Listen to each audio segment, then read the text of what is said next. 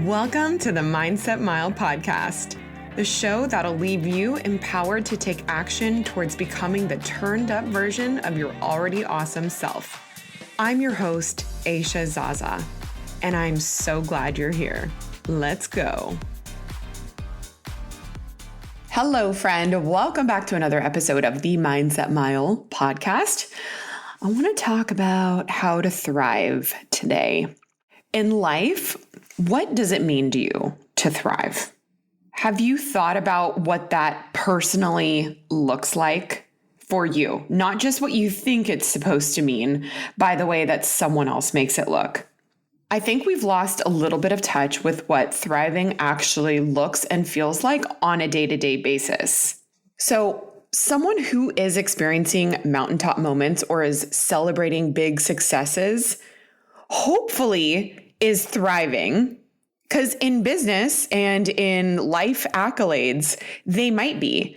But how many times have you heard the story of how when someone appeared to be at their best, their life was actually falling apart, or they were fighting battles behind closed doors you would have never imagined from the outside because it didn't appear that way?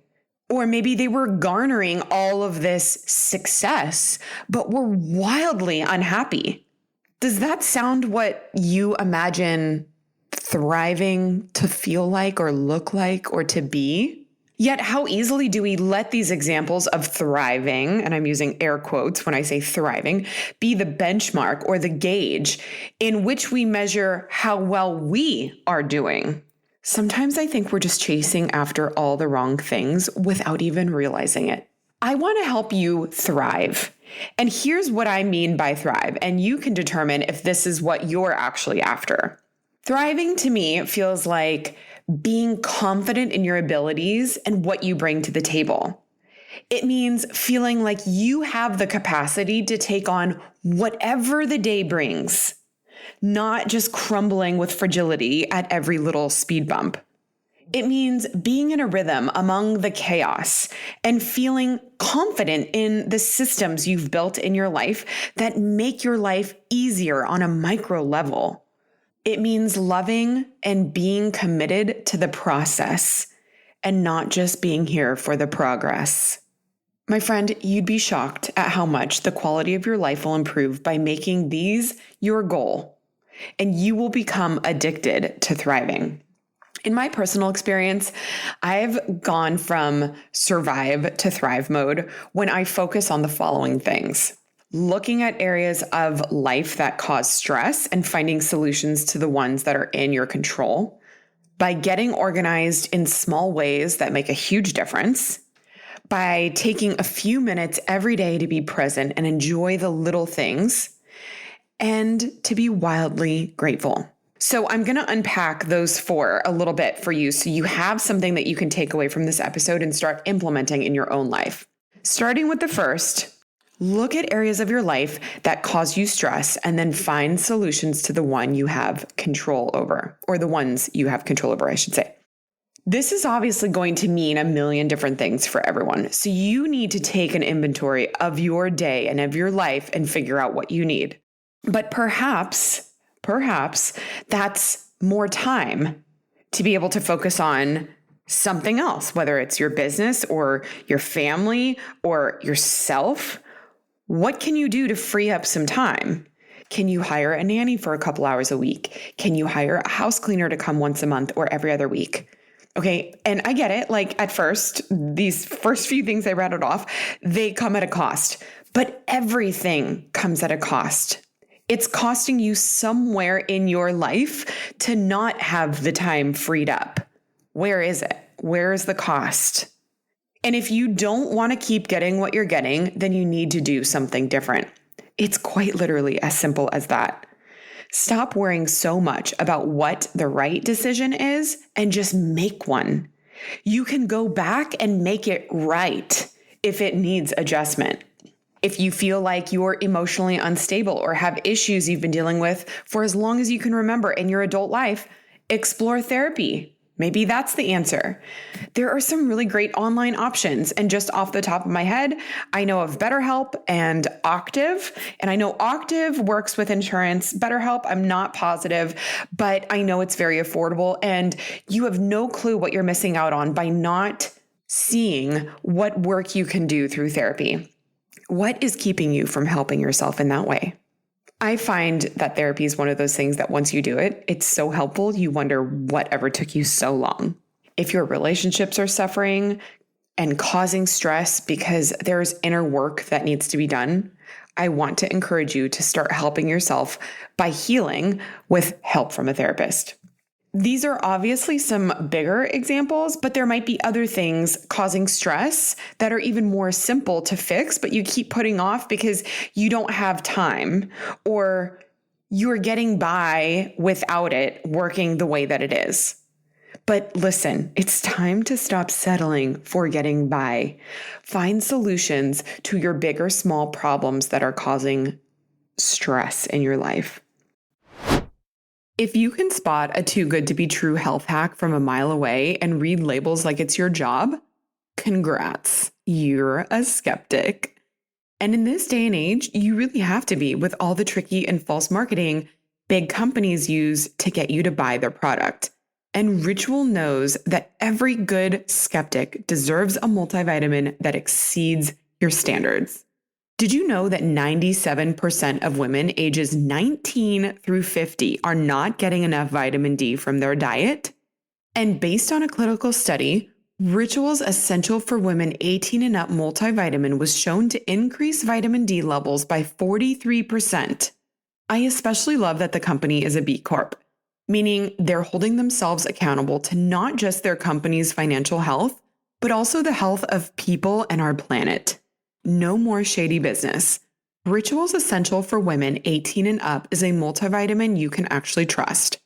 Get 20% off your first month for a limited time at ritual.com/mindsetmile. Start Ritual or add Essential for Women 18 and Up multivitamin to your subscription today. That's ritual.com/mindsetmile for 20% off. The second is get organized.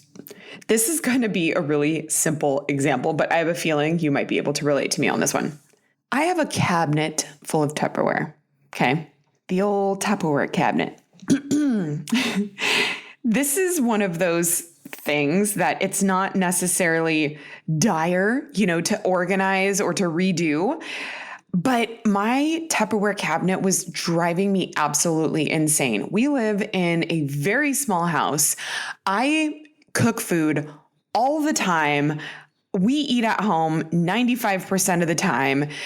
Our Tupperware cabinet, in proportion to how many times I was going in and out of it to get things, was so unorganized and it was just so stressful. And so finally, and the part of the problem too was that the cabinet that they're in is actually very deep. So it's not that there isn't room for it all. It just makes it really inconvenient to reach back and get some certain size Tupperware. And you're constantly pulling other Tupperware out. And then if you are my husband, then you're probably putting them back very quickly and not in the way that I want them, which causes even more stress.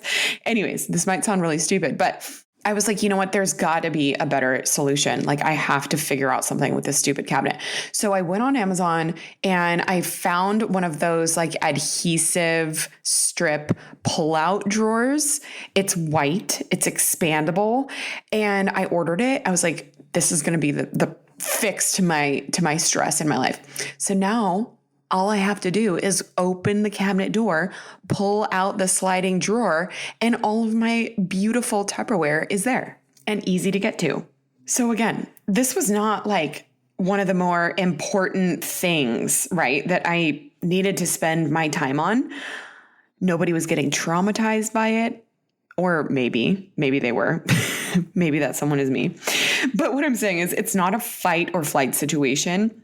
But it's one of those little annoyances that you encounter every single day, multiple times a day, that is creating mental clutter. Buy the dang Tupperware organizer. Or shoot, If the problem is that you have a bunch of mismatched ones that don't stack well or don't fit well, or you're missing a bunch of lids, donate the ones that you have and get a new set that stacks or that has lids that work. I find that getting organized with these small messes in our lives actually gives a huge relief to the mental load. Get organized with your meals. I seriously feel like not knowing how or what to eat all the time is a huge stress point in people's lives. And I'm going to shameless plug here. I made my 8-week meal prep guide just for you. If you have not looked into well prepped yet, I want to encourage you to do that because it could solve all your food problems. You can visit me at aishazaza.com and grab your copy there. But maybe that also looks like booking your workouts every Sunday for the entire week so you know exactly when you're getting your workouts in. Maybe that looks like picking out what you're going to wear the next day, the night before, so you stop scrambling in the morning. Maybe that means packing your lunch the night before or your kids' lunch. You don't need these stresses to be chipping away at your mental stamina before 7 a.m. Pull the trigger on some of these things that have been lingering and unorganized and just do them one at a time. And I promise you, having these little micro systems in place is going to help you thrive. It's not going to take you very long at all before you find a new rhythm and you start to implement these new routines. It's going to free up a lot of your energy to deal with the more important things. Next, take a few minutes every day to be present. You may think that you're being present simply because you're conscious and just moving through your day, but it is really easy to move from thing to thing every day without even realizing what feels good or what makes us happy. We become numb to the little things, maybe like how amazing it feels to get out on a lunch break and feel the sun on your skin, or seeing a pretty building that sparks joy on your way home. The little things are often the ones that happen every single day, but we rush past them because it's routine, right? It's just a part of the routine. Part of thriving means that you check in with how you're feeling amidst the rush and notice how things make you feel. It feels so good to actually notice the little moments or things that give you the slightest hit of dopamine, which leads me to my last point. When you become aware, you can become more grateful. And being wildly grateful is a huge part in thriving. A big part of what it feels like to thrive is wanting the things you have instead of always wanting more. You can still have ambitions of personal and professional growth while also being wildly grateful for what you currently have and enjoy the everyday. That sunshine you feel on your skin or the pretty building that makes you so happy about where you live. Don't take those things for granted. Or the people in your life that make life easier, better, and rich. To know that it's a true gift that your feet touch the ground every morning, and to see the face of your kids or your husband or your girlfriend or your mom or your best friend another day, man, that is freaking awesome. And that's thriving right there, being so grateful and wanting exactly what you have. I really hope that this episode spoke to you. If it did, tag me on social media at Aisha Zaza and also send this episode to a friend that needs this message. I can't wait to see you next week. And until then, make it a great day.